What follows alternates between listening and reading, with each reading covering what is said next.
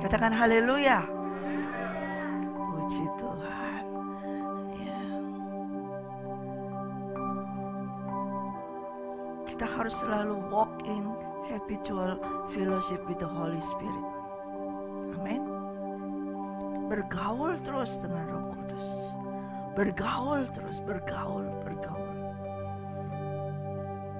Pergaulan yang terus meningkat, bukan yang malah tambah menurun. Tetapi yang harusnya pergaulan itu yang harus terus meningkat. Ya. Tidak tambah menurun, tetapi tambah meningkat. Walaupun keadaan dunia sepertinya menjadi gelap seperti itu. Tapi saudara dan saya, di dalam saudara dan saya ada siapa? Ada Roh Allah yang luar biasa, katakan amin. Ada Roh Allah yang luar biasa, ada Tuhan Yesus yang luar biasa. Dan Tuhan Yesus itu tidak pernah menurun, tapi terus dia meningkat. Ya. Dia menghendaki kita semua ini juga ikut meningkat. Karena nanti dia hanya sampai di atas awan-awan. Ketika menjemput mempelainya, dia hanya di atas awan. Oleh karena itu setiap mempelainya harus naik ke atas. Tidak ada mempelainya yang turun ke bawah. Semuanya harus naik ke atas dan berjumpa bersama dengan Tuhan Yesus di awan-awan. Amin. Kalau di awan berarti saudara harus naik kan? Kita harus naik kan? Kecuali kalau di darat, ketemu di darat, ya kita ketemu di darat. Tapi kalau ketemu di awan berarti kita harus naik. Ya. Saudara naik pakai apa? Pesawat? Gak mungkin, ya. Pesawat sudah gak ada. Tetapi dengan Roh Allah yang ada di dalam kita, manusia roh kita itulah yang diangkat naik. Ini manusia lama ini tinggal. Tapi manusia roh yang di dalam kita, di dalam tubuh ini yang naik di atas awan. Saudara nggak percaya? Saya nggak percaya? Percaya? Saudara percaya? Ya, kalau nggak percaya dilihat aja nanti. Siapa yang terangkat, siapa yang tidak, kita nggak tahu. Ya. Tetapi untuk menuju ke atas, itulah Tuhan ada momen, ada waktu, ada musim. Ya. Kalau tadi di Alkitab kita suka baca di dalam Kejadian 8, ya, Kejadian 6 ya, Kejadian 6 ayat 8 kalau tidak salah. Selama musim bumi ada. Kejadian 8 ayat 22. Selama bumi masih ada, tak akan berhenti-henti musim menabur dan menuai, dingin dan panas, kemarau dan hujan, siang dan malam. Jadi gak akan pernah berhenti. Sampai nanti ada suatu saat di mana berhenti musim itu semua. Dan musimnya adalah musim menuai bagi Tuhan. Seringkali kita diajar dari sampai hari ini ya, musim menabur, menuai. Kita menabur, itu harus. Karena itu pengajaran dari Tuhan. Dan itu adalah sistem kerajaan surga. Dan kalau kita mau masuk di dalam kerajaan surga, ya saudara harus memakai atau berada di dalam sistem kerajaan surga. Yaitu sistem menabur dan menuai. Saudara menabur pasti menuai, itu pasti. Tetapi saudara perlu ketahui, sesungguhnya tuaian itu adalah miliknya Tuhan, bukannya miliknya kita. Tapi tuaian itu adalah milik Tuhan. Milik Tuhan Allah Bapa, milik Raja di atas segala raja itu sendiri. Dan pada waktunya, sebentar lagi, Dia sudah menentukan waktunya untuk masa penuaian. Dan yang dituai itu bukan uang, saudara. Yang dituai itu bukan mobil, bukan rumah, ya. Yang dituai itu bukan gandum, bukan anggur, tapi yang dituai adalah manusia. Itu yang akan dituai. Ya, saudara dan saya akan dituai oleh Tuhan. Itulah hari penuaian. Hari raya penuaian yang besar adalah ketika Tuhan Allah Bapa menuai manusia di bumi ini. Dan itu adalah tuaian besar. Ya, itu akan segera terjadi. Kalau saudara tidak percaya itu akan segera terjadi, berbahaya. Engkau gampang disesatkan oleh iblis. Tenang, tenang, hidupmu masih panjang, masih lama. Kamu bisa simpen banyak uang, kamu bisa bekerja lebih keras lagi, ngumpulin duit, deposito lebih banyak lagi. Tenang, tenang. Beli rumah yang lebih baik lagi. Tenang, masih jauh. Kalau ada orang yang berani menyampaikan hal demikian, dia tidak bergaul dengan Roh Kudus.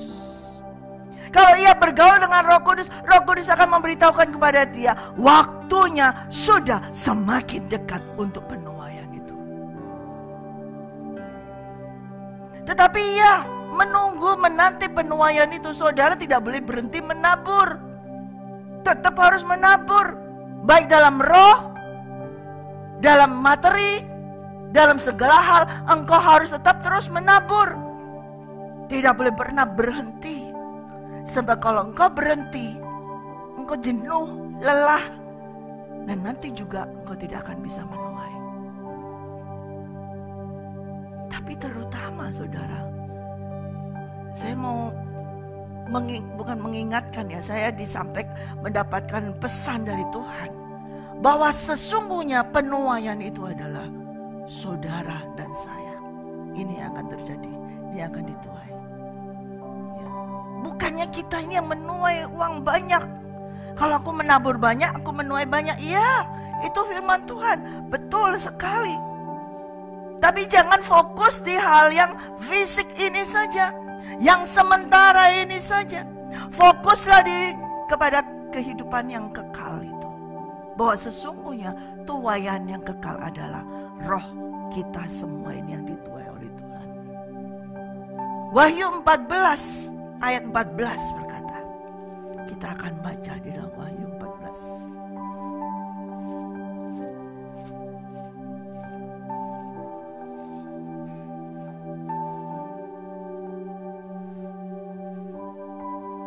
Wahyu 14 ayat 14.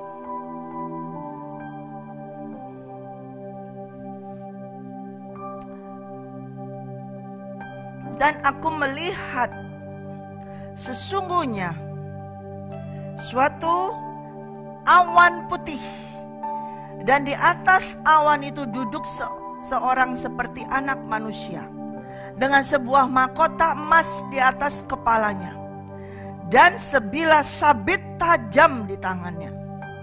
Maka keluarlah seorang malaikat lain dari bait suci, dan ia berseru dengan suara nyaring kepada dia yang duduk di atas awan itu, ayunkanlah sabitmu itu, tuailah, karena sudah tiba saatnya untuk menuai.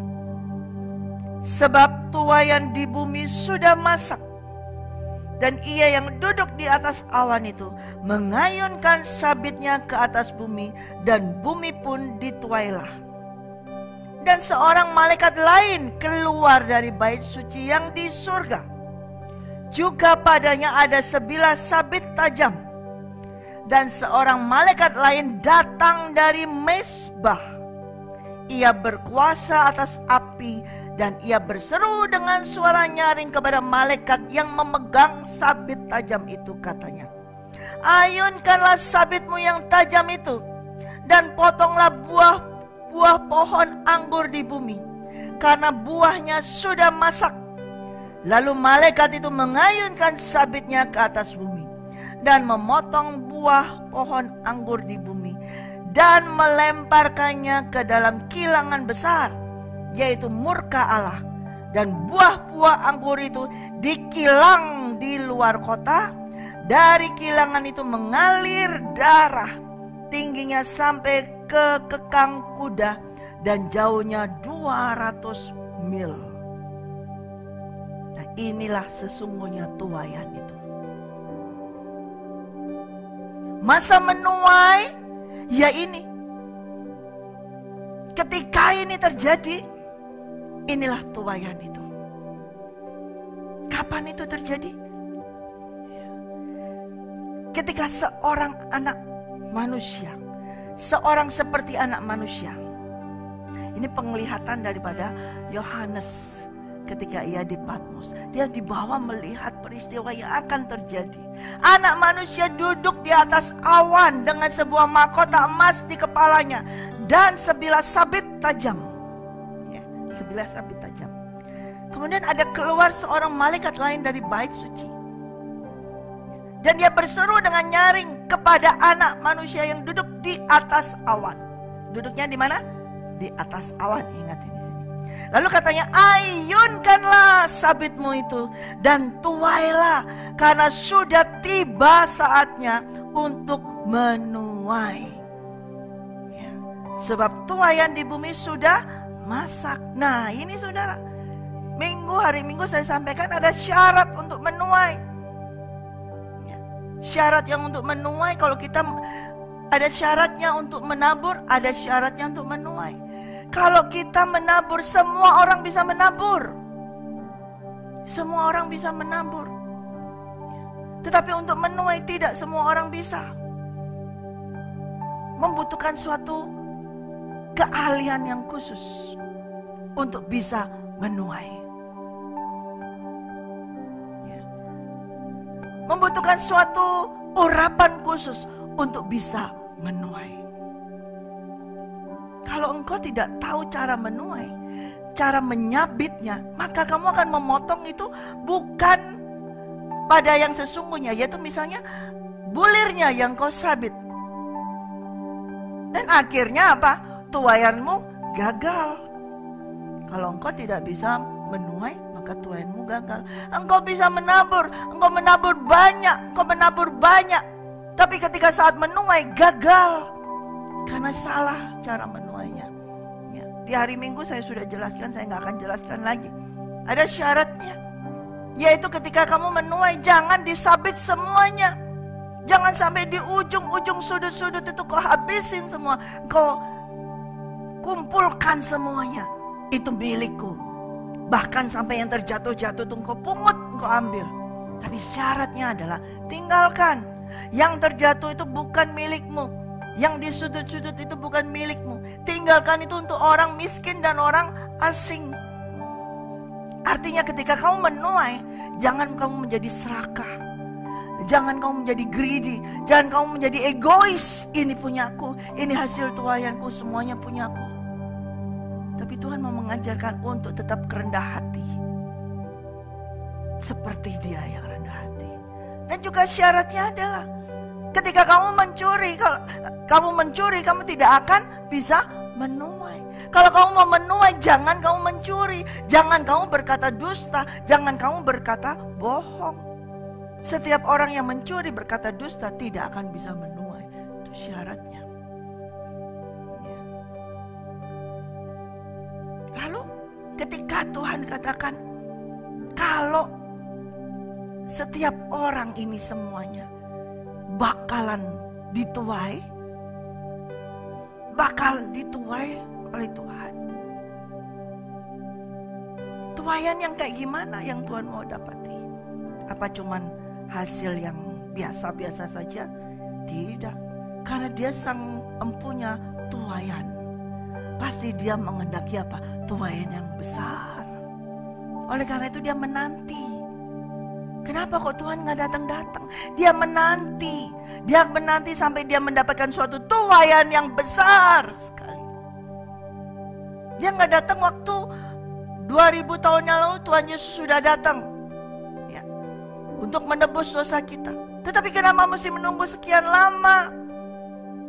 Kok gak datang-datang lagi? Katanya Tuhan mau datang, kok gak datang lagi? Karena Dia menantikan tuaian itu hasil yang baik. Nggak mau dia 30%, nggak mau dia 60%, dia mau 100%, itu hasilnya dia. Kita diberi kesempatan untuk bisa apa? Masak ini. Buah yang ditabur di dalam kita itu masak. Kalau orang mau menuai, buahnya belum masak, masa dituai? Nah, akhirnya apa? Gagal panen. Tidak ada yang mau beli karena buahnya masih asam, masih kecil-kecil. Harus sudah masak, harus sudah matang baru dituai. Ia dengan sabar menanti saudara dan saya menjadi matang, menjadi masak. Ya. Asik. Tuhan menanti kita, asik banget dia menanti kita. Tapi kita di sini enjoy banget, kita di sini santai banget. Ya, dia menanti itu dengan, ayo, kapan ini masaknya? Ayo, dia mengharapkan secepatnya untuk dituai.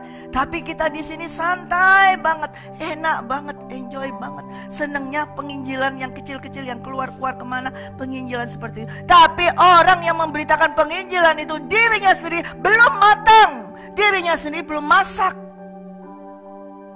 Saudara sudah baca tadi di Wahyu 14 ayat 14. Berarti ada 2 kali tuaian. Betul? Yang pertama adalah anak manusia. Ketika dia memegang sabitnya. Ya, kemudian dia dapat clue dari malaikat. Sudah waktunya, sabitlah. Ya. Kemudian disabitkan dan ia mengayunkan sabitnya ke atas bumi. Dan bumi pun dituailah. Yang pertama yang menuai adalah anak manusia yang menuai. Menuai siapa? Menuai mempelainya. Menuai orang-orang yang persis dengan dia. Yang buahnya betul-betul matang, masak. Tapi kemudian ada lagi, malaikat lain lagi yang keluar. Malaikat ini yang membawa sabit, bukan anak manusia yang membawa sabit. Dan malaikat inilah yang menuai buah-buah pohon anggur. Kayaknya anggur itu betul-betul seperti anak-anak Tuhan. Anggur, anak-anak Tuhan yang anggur sukacita. Wah, seperti itu. Seharusnya mereka dituai untuk apa? Jadi matang. Yang menuai siapa? Anak manusia. Tetapi karena anggur ini, ya, dia dituai bukan untuk dituai dibawa masuk ke dalam kerajaan surga. Dia dituai dimasukkan di mana? Ke kilangan. Dihancurkan di kilangan. Dan di situ apa? Ada darah yang tingginya sampai ke kekang. Ada 2 macam tuaian. Yang pertama adalah untuk mempelai Tuhan. Yang kedua adalah penghakiman. Ya, untuk manusia semua penghakiman. Ya, ini tuaian yang besar sekali. Dan ini milik Tuhan. Oleh karena itu kita saat ini saudara, ketika kita ini masih diberi kesempatan oleh Tuhan, masih ada waktu, baiklah kita ini selagi kita menabur, kita harus tahu bahwa kita ini adalah benih yang dikehendaki oleh Tuhan yang bertumbuh menjadi menghasilkan buah. Dan buahnya itu bukan buah yang asam, buah yang pahit, buah yang busuk, tetapi buah yang manis, yang selalu tetap. Dan itu dikehendaki oleh Tuhan. Jaga, jangan kita cuman, oh ya, ini kita memang di sini temanya seed time and harvest, menabur, menuai, menabur, menuai. Tapi bukan menabur ini untuk supaya kita pribadi bisa menuai. Menabur di sini bukan untuk kita bisa kolek itu banyak. Wah, aku nabur banyak, aku nuai banyak. Bukan di dalam secara materinya itu yang harus kau perhatikan. Tapi ketika engkau menabur, ini engkau sedang apa? Menyiangi di dalam rohmu, manusia rohmu itu menjadi tumbuh dan berbuah dan berbuah. Sehingga pada waktunya manusia rohmu ini matang. Dan itu dituai oleh anak manusia, bukan dituai oleh malaikat. Ingat, ada dua. Jangan sampai kita dituai oleh malaikat, tapi kita harus dituai oleh anak manusia. Amin. Saudara membaca selintas memang kita, oh anak manusia. Tidak, ada dua yang menuai. Ya, ada dua. Kita buka di dalam Matius 13.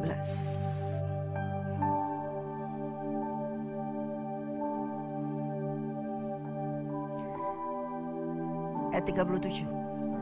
Ia menjawab katanya, orang yang menaburkan benih baik ialah anak manusia. Ladang ialah dunia, benih yang baik itu anak-anak kerajaan, dan lalang adalah anak-anak si jahat. Musuh yang menaburkan benih lalang ialah iblis. Waktu menuai ialah akhir zaman, dan para penuai itu adalah malaikat.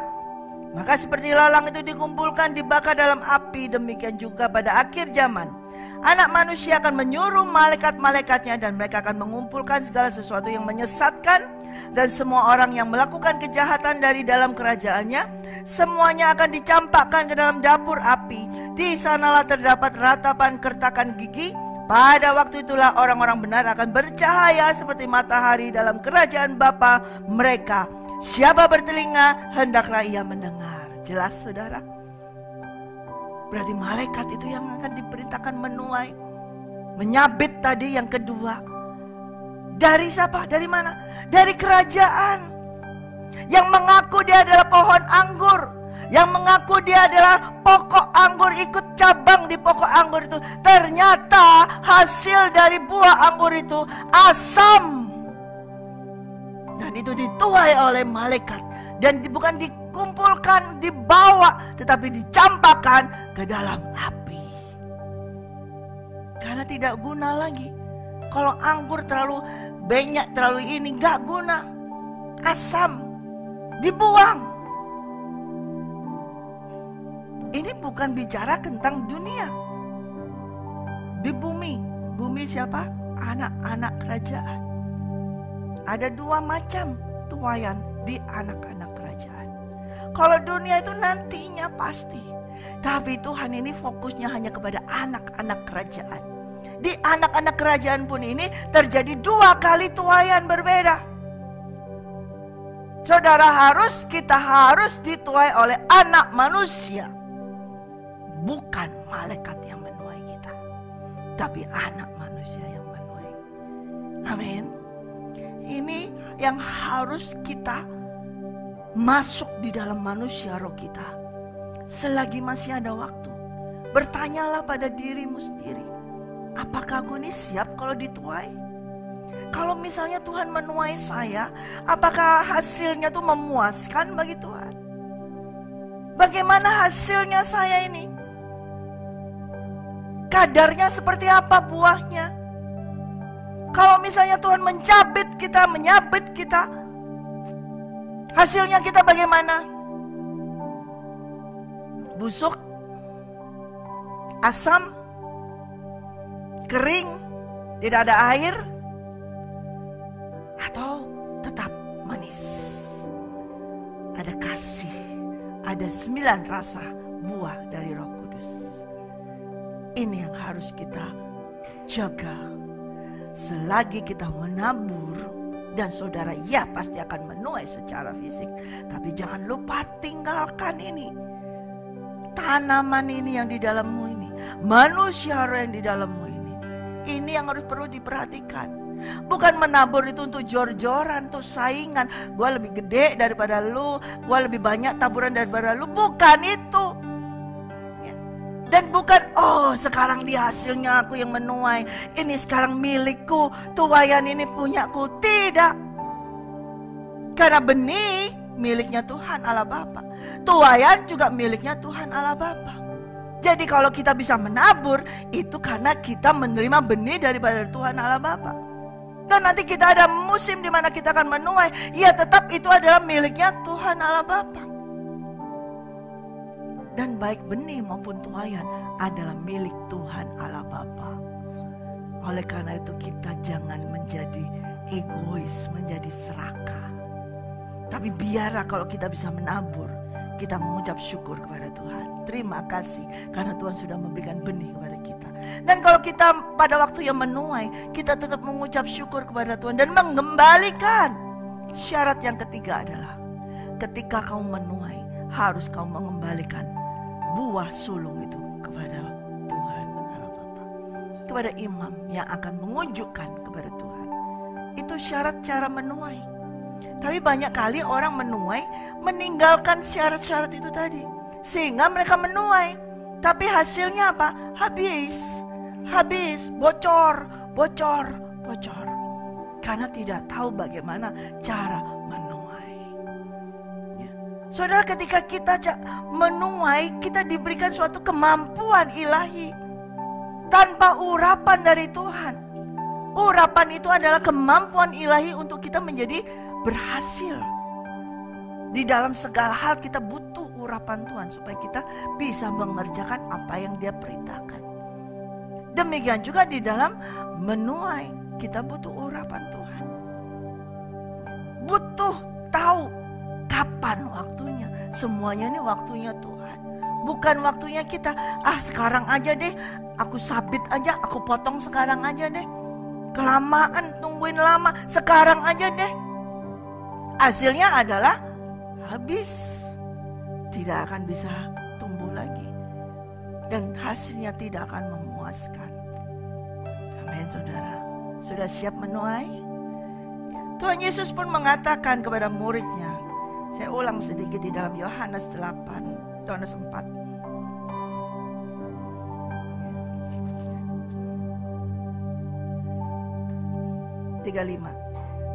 Bukankah kamu mengatakan 4 bulan lagi tiba musim menuai? Tetapi aku berkata kepadamu, lihatlah sekelilingmu dan pandanglah ladang-ladang yang sudah menguning dan matang untuk dituai. Sekarang juga penuai telah menerima upahnya dan yang mengumpulkan buah untuk hidup yang kekal. Sehingga penabur dan penuai sama-sama bersukacita. Sebab dalam hal ini benarlah peribahasa yang seorang penabur, yang lain menuai. Aku mengutus kamu untuk menuai apa yang tidak kamu usahakan. Orang lain berusaha dan kamu datang memetik hasil usaha mereka. Tuhan berkata, secara manusia, secara perhitungan, 4 bulan lagi murid-murid itu berkata baru musim menuai. Secara musim baru 4 bulan lagi. Tapi Tuhan berkata, lihat sekelilingmu, sudah pada nguning semua, sudah pada waktunya untuk dituai. Di sini Tuhan mau menyampaikan, waktu manusia dengan waktunya Tuhan itu sangat berbeda. Musim dari manusia yang menentukan skala itu memang dari Tuhan. Tuhan yang memberikan suatu musim menuai, menabur, kemarau, hujan. Tuhan yang memberikan itu. Tetapi kalau kita hanya bergantung dengan apa yang ada, seperti memperhatikan angin, memperhatikan awan, maka kita tidak akan pernah menabur dan menuai. Yang Tuhan mau ajarkan kepada para muridnya sekarang adalah, jangan melihat secara keadaan fakta ini aja sekelilingmu, tapi lihatlah di dalam manusia roh ini. Secara manusia, lihatlah hal-hal yang rohani, yang tidak kelihatan itu yang harus dilihat. Karena hal yang tidak kelihatan, disitulah waktunya Tuhan yang sesungguhnya. Kalau kita ngelihat, awan lagi sudah hitam, sebentar lagi hujan. Kita gak usah keluar deh, gak usah ke menara deh, hujan. Gak bisa ntar kehujanan, macet sekarang ini. Antar aja kalau matahari terang. Ketika melihat matahari terang, aduh panas. Ntar deh kalau udah agak mendung, karena jalannya panas ke menara, susah. Gak nyampe ke menara, saudara, kalau ngeliat cuaca seperti itu. Ya kan, banyak alasan, gak nyampe. Ya. Tapi Tuhan mau tahu, memberitahukan kepada kita, bahwa kita ini harus melihat hal-hal yang tidak kelihatan. Karena yang tidak kelihatan itu kekal adanya. Yang kelihatan ini sementara. Saudara menabur, betul-betul menabur secara uang fisik, engkau pasti akan menuai secara uang fisik. Pasti itu. Tapi itu pun ketika engkau menuai uang, berapa lama uang itu bertahan di dalam rekeningmu? Berapa lama bisa bertahan? 1, 2, 3, 4, 5 hari, 6 hari paling. Ya kan? Karena cepat sekali. Cepat sekali saudara. Ya. Uang itu kalau kita ngelihat fisiknya saja, cepat sekali lenyapnya. Betul kan? Tapi kalau ngelihat uang, jangan lihat uangnya. Lihat di balik itu, apa yang Tuhan kehendaki dengan uang ini. Nah, dilihat di situ. Apa yang Tuhan kehendaki dengan tuaian kamu menerima uang ini miliknya Tuhan. Dan sekian digitnya, wah ini sudah. Kita fokus di situ. Tapi ngelihat di balik itu dong. Tuhan mau bicara apa? Tuhan mau sampaikan apa? Tuhan untuk apa ini uang? Kalau kita melihat masuk di dalam keinginan daripada Tuhan, uang itu jadi bisa lama. Karena dia yang memiliki uang itu sebenarnya. Amin. Seperti siapa? Janda. Janda Sarfat. Dia cuma melihat secara fisik segenggam tepung, 1 buli-buli minyak. Kemudian diminta oleh seorang hamba Tuhan. Dia berkata, iya aku bakalan buat ini. Tapi setelah aku buat, aku makan sama anakku, habis gitu aku mati. Jadi dia desain sendiri, aku akan mati. Jadi dia ini yang menjadi Tuhan bagi dirinya dia waktu itu. Setelah makan aku mati. Tapi Nabi itu berkata, Nabi Elia berkata, ya lakukan itu. Tapi kasih kepada aku. Nah, ketika dia mendengar itu, dia gak bertanya. Atau tidak meragukan. Gimana sih bagaimana. Tapi dia langsung melakukannya. Dan ketika dia melakukannya ini, dia gak lihat. Dia cuma buat aja. Itu tepung dibuat dengan minyaknya digoreng semua, dia langsung buat aja. Ya sudah dibuat untuk hamba Tuhan ini. Begitu disampaikan, bawa ke aku dulu ya kalau jadi. Sampai di sana. Kemudian dia pulang, dia melihat lagi, loh ada lagi. Nah adanya itu kira-kira langsung jadi sekarung. Nih, itu adalah keinginanmu Beka. Ya kan, maunya segenggam ini dikasih Tuhan, terus tiba-tiba pulang di rumah, wih ada sekarung gitu seperti itu. Jadi tenanglah jiwaku, kayak gitu kan? Tidak begitu terjadinya. Tetap tepung itu segenggam dan minyak itu seperti 1 buli yang kecil itu. Tapi itu tetap cukup sampai masa musim kering itu terjadi, kelaparan. Berapa lama? Gak tahu, setahunan lebih. Itu bisa terjadi. Tetap tidak langsung jadi buli-buli itu jadi gentong yang gede gitu minyak. Enggak. Tetap segitu. Dan setiap hari tetap dia menuangkan itu. Pada saat dia dibuat itu habis itu. Tapi ketika dia mengasihkan itu kepada Elia, dia pulang ada lagi buat dia. Sekarang saudara berani enggak kita melakukan hal tersebut? Berani enggak engkau melakukannya? Belum tentu. Janda ini luar biasa. Janda Sarfat ini luar biasa. Dia punya iman yang bisa melihat yang tidak kelihatan. Yang kelihatan waktu dia membuat itu cuma segini. Dibuat, ya habis. Kalau dia melihat yang habis itu, aduh lihat anaknya lagi. Lapar bu, gini ya. Sini, habis. Tapi dia nggak ngelihat yang kelihatan. Dia pokoknya aku diperintahkan oleh hamba Tuhan ini untuk membuat buat dia dulu. Dia melihat sesuatu yang tidak bisa dilihat itu. Kemudian dia balik, dia bisa melihat itu tepung ada lagi. Itu yang Rasul Paulus katakan. Ya. Kalau kamu bisa melihat yang tidak kelihatan, maka yang kelihatan itu baru, yang tidak kelihatan itu akan tampak. Dan yang kelihatan itu adalah sementara. Tetapi yang tidak kelihatan itu kekal selama-lamanya. Nah, penuaian kita juga harus melihat yang kekal ini, yang tidak kelihatan ini. Kalau yang kelihatan adalah uang, nabur uang, nuai uang. Nabur rumah, nuai rumah. Nabur baju, nuai baju. Nabur roti, nuai roti. Gak bisa nabur roti, nuai batu, gak mungkin. Atau nabur batu, nuai roti, gak mungkin juga. Kayak gitu, ya kan. Tapi semua itu fix seperti itu. Tapi ada. Suatu saat ada di mana Tuhan mau naik, kita akan mau menaikkan roh kita menjadi supranatural. nabur kayu, nuai kapak. Bisa terjadi seperti itu ya. Tetapi apa? Jangan melihat secara fisiknya ini, ngelihat yang tak kelihatan. Itulah tuaian yang besar ya. Kemudian ketika Tuhan katakan bahwa sekarang juga penuai telah menerima upahnya dan mengumpulkan buah untuk hidup yang kekal, sehingga penabur dan penuai sama-sama bersukacita. Penabur dan penuai sama-sama bersukacita. Ini artinya Tuhan mau menyampaikan waktunya nanti akan bersamaan. Kita buka di dalam Amos 9. Ayat 13. Sesungguhnya waktu akan datang, demikianlah firman Tuhan, bahwa pembajak akan tepat menyusul penuai dan pengirik buah anggur penabur benih. Gunung-gunung akan meniriskan anggur baru dan segala bukit akan kebanjiran. Jadi sudah nanti akan ada suatu masa, bukan musim menabur dan musim menuai, seed time and harvest.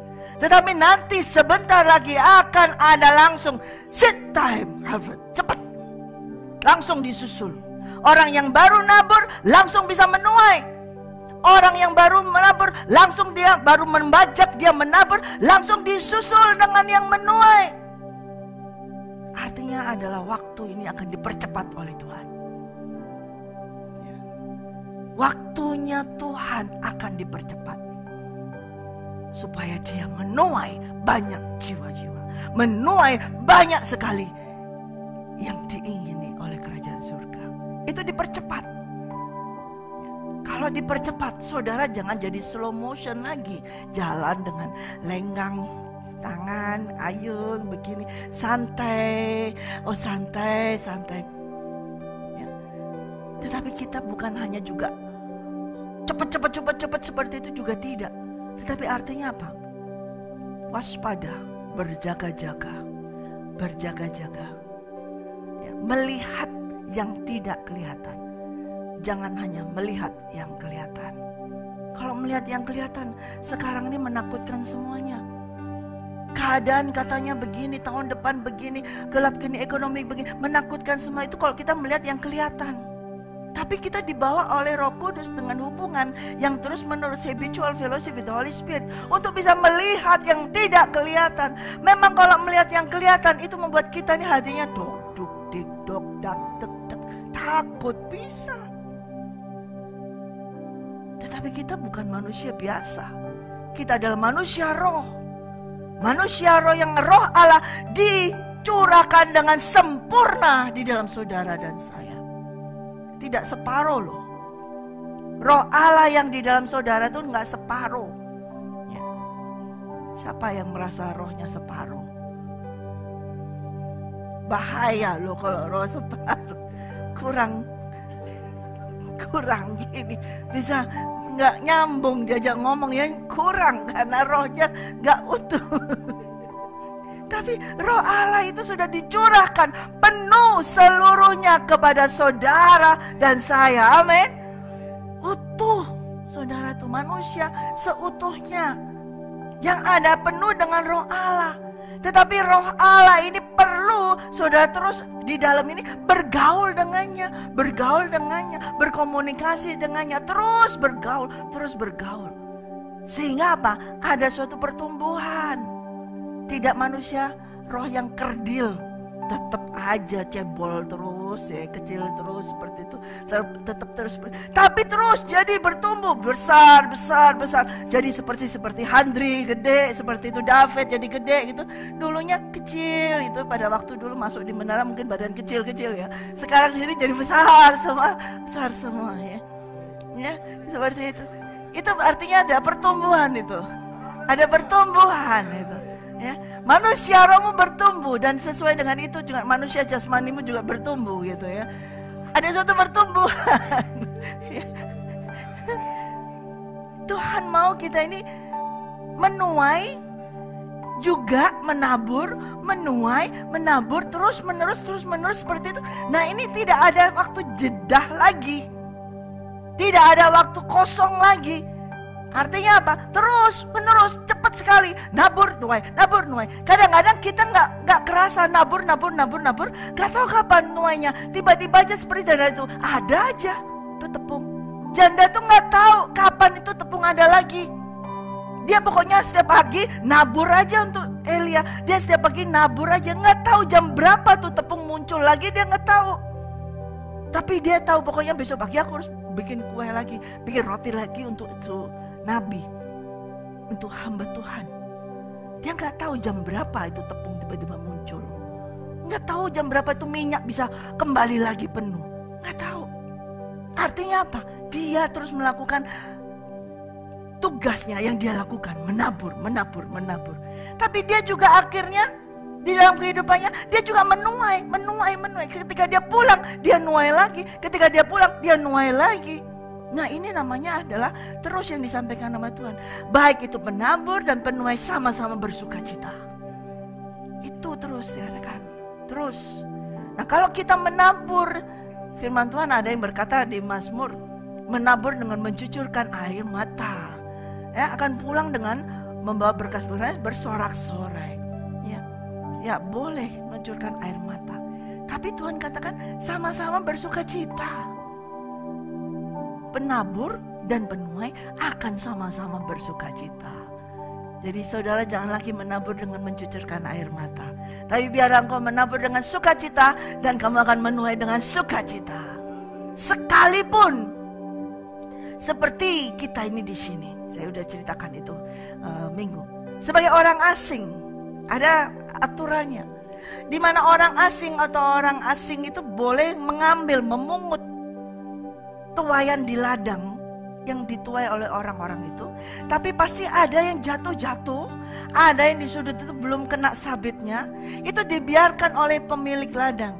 Untuk apa? Untuk orang asing yang masuk, untuk orang miskin itu bisa memungutnya.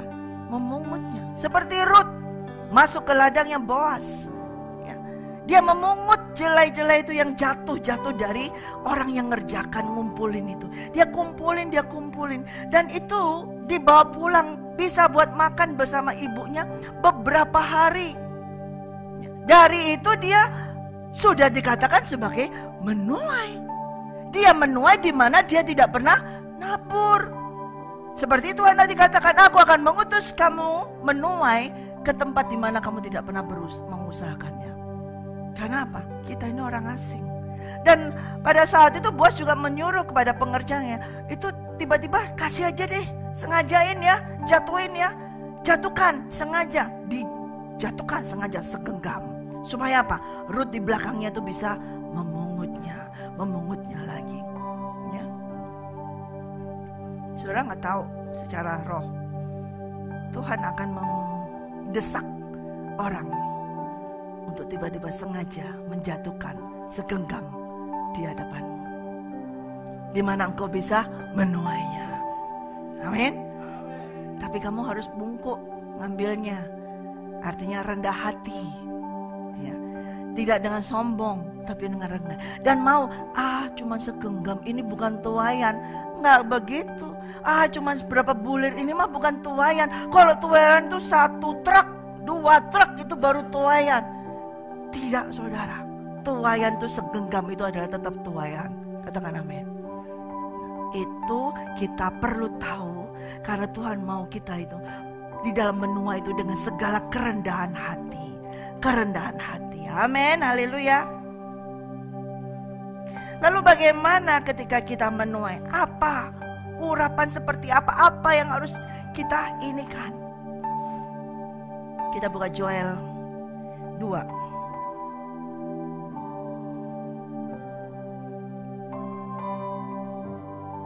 Ayat 21.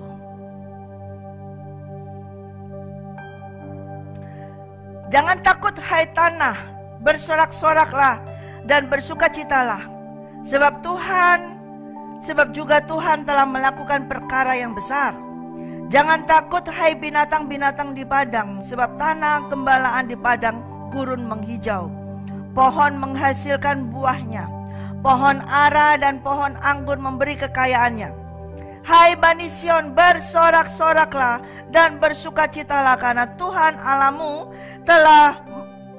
sebab telah diberikannya kepadamu hujan pada awal musim dengan adilnya, dan diturunkannya kepadamu hujan pada awal dan hujan pada akhir musim seperti dahulu. Tempat-tempat pengirikan menjadi penuh dengan gandum, dan tempat pemberasan kelimpahan anggur dan minyak. Aku akan memulihkan kepadamu tahun-tahun yang hasilnya dimakan habis oleh belalang pindahan, belalang pelompat, belalang pelahap, belalang pengerit. Tentaraku yang besar akan kukirim ke antara kamu. Maka kamu akan makan banyak-banyak dan menjadi kenyang. Dan kamu akan memuji-muji nama Tuhan Allahmu yang telah memperlakukan kamu dengan ajaib. Dan umatku tidak akan menjadi malu lagi untuk selama-lamanya. Kamu akan mengetahui bahwa aku ini ada di antara orang Israel, bahwa aku ini Tuhan adalah Allahmu, dan tidak ada yang lain. Dan umatku tidak akan menjadi malu lagi untuk selama-lamanya. Kemudian daripada itu akan terjadi bahwa aku akan mencurahkan rohku ke atas semua manusia. Maka anak-anakmu laki-laki dan perempuan akan bernubuat. Orang-orangmu yang tua akan mendapat mimpi. Teruna-terunamu akan mendapat penglihatan-penglihatan. Juga ke atas hamba-hambamu laki-laki dan perempuan akan kucurahkan rohku pada hari-hari itu. Aku akan mengadakan mujizat-mujizat di langit dan di bumi, darah dan api dan gumpalan-gumpalan asap. Matahari akan berubah menjadi gelap gulita, bulan menjadi darah sebelum datangnya hari Tuhan yang hebat dan dahsyat itu. Dan barang siapa yang berseru kepada nama Tuhan akan diselamatkan. Sebab di Gunung Sion dan di Yerusalem akan ada keselamatan, seperti yang telah difirmankan Tuhan, dan setiap orang yang dipanggil Tuhan akan termasuk orang-orang yang terlepas. Amin. Tuhan berkata bahwa sudah dicurahkan hujan pada awal musim dengan adilnya, dan diturunkannya kepadamu hujan pada awal, dan perlu ada hujan pada akhir musim seperti dahulu. Jadi untuk mendapatkan suatu tuai yang baik, itu membutuhkan hujan awal di musim, supaya itu mengemburkan tanah, sehingga tanah itu bisa dibajak dan engkau bisa menaburi, ya seperti itu. Kemudian setelah itu dibiarkan demikian dan benih itu menjadi tumbuh seperti itu. Itu membutuhkan hujan akhir untuk bisa dituai. Ya. Tapi hujan akhir ini Tuhan tahu kalau hujan akhir itu tidak boleh terlalu keras, tidak sekeras dengan hujan awal. Ya. Kalau hujan akhir itu terlalu keras, itu maka tuaian itu bakal hancur habis. Tapi membutuhkan hujan tetap. Hujan ini berbicara tentang pencurahan Roh Kudus. Hujan awal sudah dicurahkan pencurahan Roh Kudus yang pertama kali. Dan memang sekali pencurahan Roh Kudus ada lagi. Bukan hanya pertama tapi yang sekali itu. Ya. Yaitu hujan awal. Tapi Tuhan berkata, Dia tahu untuk bisa dituai dengan tuai yang besar ini membutuhkan hujan akhir. Hujan akhir ini adalah urapan Tuhan yang Tuhan curahkan. Memang tidak dicurahkan seperti yang pertama kali, tapi pengurapan yang dicurahkan ini dicurahkan kepada beberapa tempat. Dan itu tidak selalu deras seperti itu, supaya tuaian itu tidak rusak. Untuk bisa menuai, kita membutuhkan curah hujan daripada Roh Kudus. Hujan awal sudah, setiap dari kita sudah menerima Roh Kudus, sudah dicurahkan Roh Kudus dalam kita. Siapa yang sudah menerima Roh Kudus, katakan amin. Angkat tanganmu, amin. Tapi engkau gak cukup. Dengan hujan awal itu gak cukup. Tidak cukup kamu bisa dengan hujan awal. Kamu membutuhkan hujan akhir itu. Terus menerus minta hujan akhir itu dicurahkan. Pengurapan itu dicurahkan. Dan itulah yang akan mengubah keadaanmu.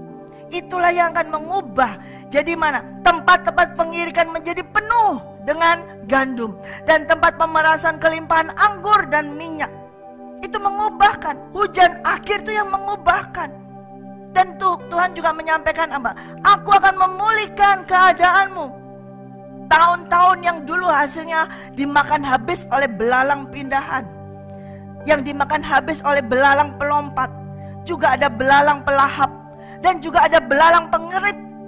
Tapi itu semua kan dipulihkan, diganti semua. Setelah mengalami hujan akhir. Urapan Tuhan itu harus penting.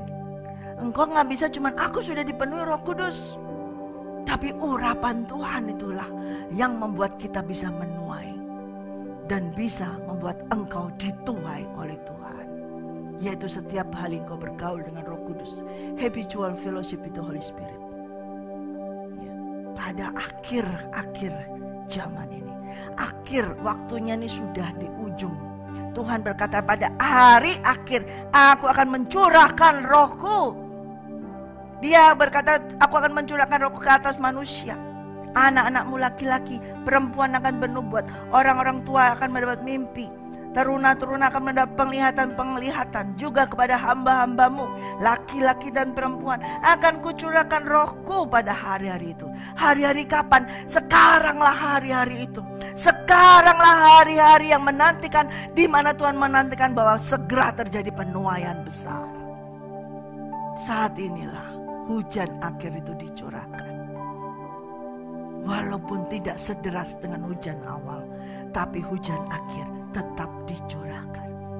Kalau engkau betul-betul haus, kalau engkau betul-betul rindu dan haus, penuhi aku, urapi aku Roh Kudus, urapi aku Roh Kudus. Engkau minta hujan akhir itu, maka engkau akan menerima hujan itu.